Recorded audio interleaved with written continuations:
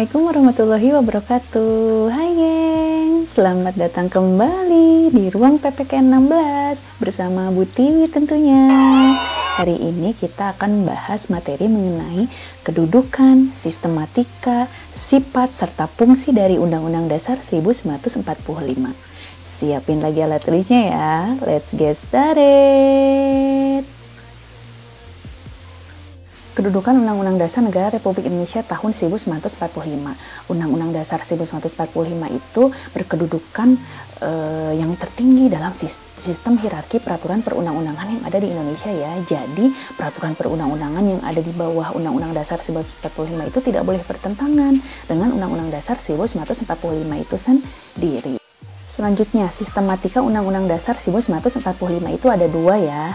Yang pertama itu ada pembukaan Undang-Undang Dasar 1945 itu yang terdiri dari 4 alinea. Kemudian yang kedua itu ada batang tubuh Undang-Undang Dasar 1945 yang terdiri dari pasal-pasal. Nah, adapun pasal-pasalnya itu jumlahnya ada berapa, itu diantaranya yang pertama.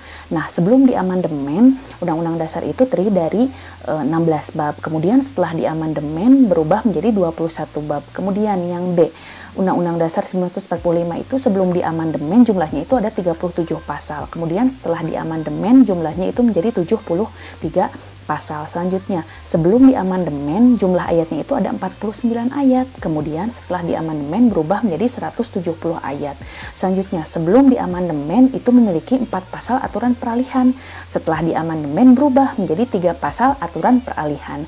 Kemudian yang terakhir, sebelum diamandemen memiliki 2 ayat aturan tambahan. Kemudian setelah diamandemen itu berubah menjadi 2 pasal aturan tambahan. Selanjutnya, sifat dari Undang-Undang Dasar 1945.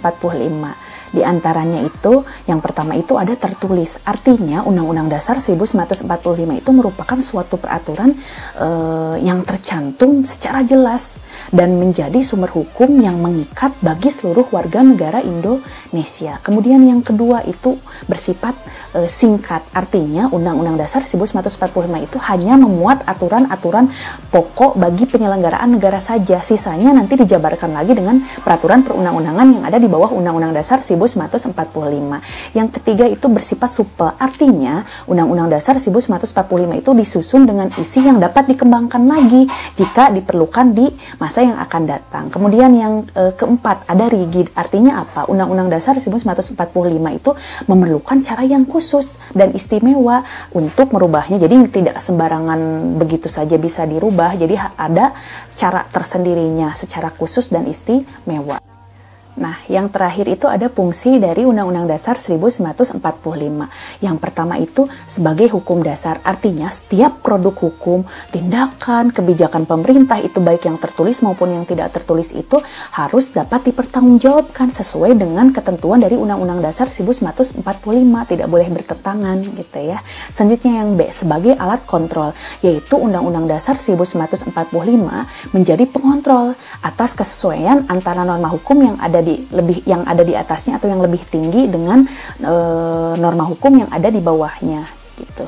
Yang ketiga sebagai pengatur, yaitu Undang-Undang Dasar 1945 itu mengatur tentang cara kekuasaan negara itu disusun, dibagi, dikelola dan dilaksanakan. Kemudian yang terakhir sebagai alat penentu, yaitu Undang-Undang Dasar 1945 menjadi penentu dari hak dan kewajiban seluruh warga negara termasuk aparat negara itu sendiri.